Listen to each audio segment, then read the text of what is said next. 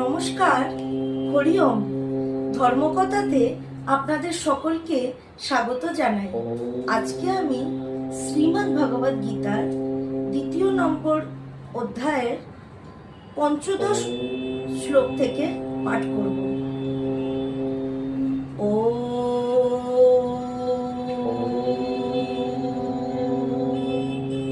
শ্রী परमात्मने नमः। अथ द्वितीयोऽध्यायः सांख्ययोगः।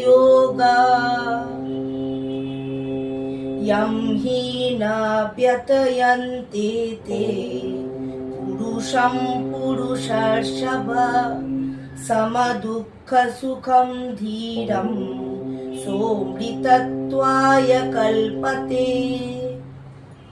কারণ হে পুরুষ শ্রেষ্ঠ, সুখ দুঃখে সমভাব বিশিষ্ট যে ধীর ব্যক্তিকে ইন্দ্রিয় ও বিষয়ের এই সংযোগ বিচলিত করতে পারে না, তিনি মোক্ষ লাভের অধিকারী হন। হরি ওম। ওম শান্তি।